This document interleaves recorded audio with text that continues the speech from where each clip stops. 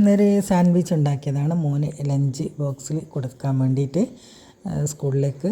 പിന്നെ ഒരു വലിയ ക്യാരറ്റ് എടുത്തിട്ടുണ്ട്, ഒരു ക്യാപ്സിക്കത്തിൻ്റെ പകുതി അത് പൊടിയായി അരിഞ്ഞിട്ട്, പിന്നെ ഒരു ഇത്തിരി എണ്ണ ചൂടാക്കിയിട്ട് നല്ലോണം വഴറ്റിയെടുക്കുക. അതിലേക്ക് പാകത്തിന് ഉപ്പ്, അര ടീസ്പൂൺ ചെറിയ ജീരകപ്പൊടി, അതേപോലെ തന്നെ കുരുമുളക് പൊടിയും ചേർത്ത് കൊടുക്കുക. നല്ലോണം ഒന്ന് മിക്സാക്കിയതിന് ശേഷം കുറച്ച് ഒറിഗാനോ പൊടി, അത് ഒറിഗാനോ എന്ന് നമ്മൾ പനിക്കൂർക്ക ഇല ഉണക്കി പൊടിച്ച് വെച്ചതാണ്, അതും ചേർത്ത് കൊടുക്കുക.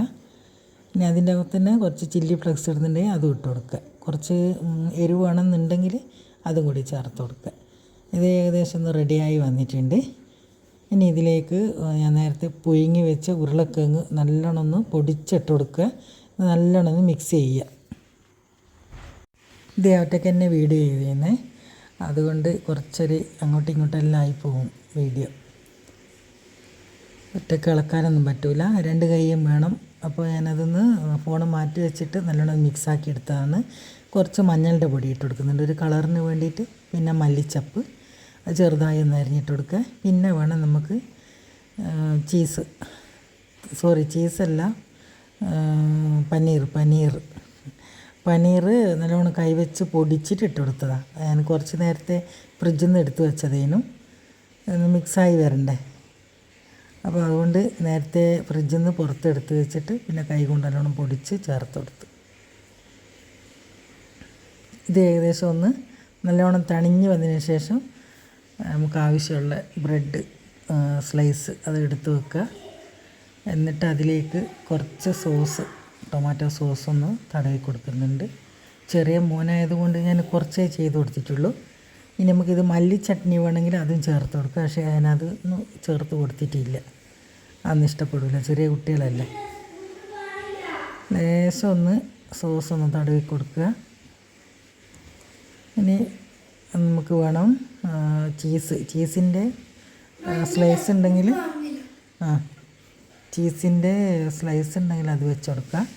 അതില്ലാത്തതുകൊണ്ട് ഞാൻ ചീസിൻ്റെ ചിപ്സ് ഉണ്ടായിന്, അത് ഇട്ടെടുത്തതാണ്. ഇനി അതിലേക്ക് നമ്മൾ ഫില്ലിങ് വെച്ച് കൊടുക്കുക. എന്നിട്ട് 2 ബ്രെഡും മൂടി വെക്കുക. പിന്നെ ഒന്ന് പാന് ചൂടാക്കിയിട്ടൊന്ന് ഫ്രൈ ചെയ്തിട്ടെടുക്കുക.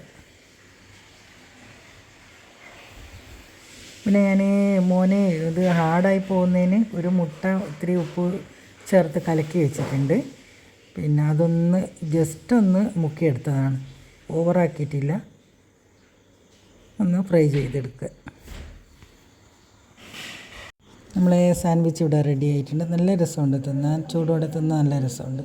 ഇനി ഒരു ഫോയിലിൻ്റെ പേപ്പറെല്ലാം പൊതിഞ്ഞിട്ട് ടിപ്പിയിൽ വെച്ച് കൊടുക്കുകയാണെങ്കിൽ ഒരു ഇളം ചൂടോടുകൂടി കുട്ടികൾക്ക് സ്കൂളിൽ നിന്ന് കഴിക്കാം. ഇപ്പോൾ മഴയല്ലേ, മഴയത്ത് ഇങ്ങനെയെല്ലാം കൊടുക്കുന്നതാണ് നല്ലത്. ചോറെല്ലാം കൊടുത്തു കഴിഞ്ഞാൽ തിന്നാൻ പറ്റില്ല, തണുത്ത് പോവും.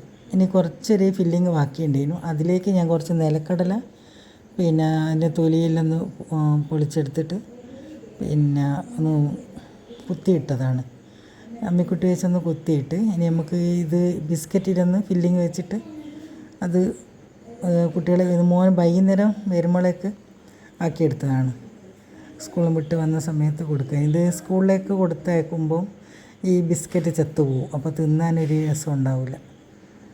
പിന്നെ ഇതൊന്ന് ഇത്തിരി നമ്മളെ മിക്സ്ചറുണ്ടല്ലോ, എരിവില്ലാത്ത മിക്സ്ചറില്ലേ, അതിലൊന്ന് പൊതിഞ്ഞെടുത്തതാണ്. നല്ല രസമുണ്ട് അങ്ങനെ കഴിക്കാൻ.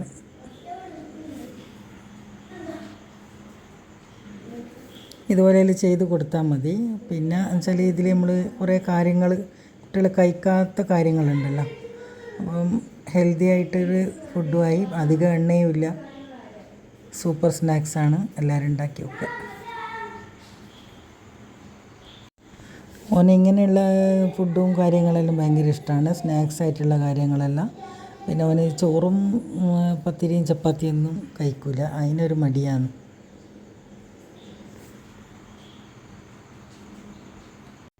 സ്കൂളിൽ നിന്ന് വന്നപാടെ തന്നെയാണ് ഇത് കണ്ടപ്പോൾ വേഗം കൈയും മുഖവും കഴുകി അവിടെ ഇരുന്ന്. യൂണിഫോമൊന്നും കഴിച്ചിട്ടിട്ടൊന്നുമില്ല, ഓന് ഇഷ്ടമായി, അടിപൊളിയാന്ന് പറഞ്ഞ്. Bye, thank U.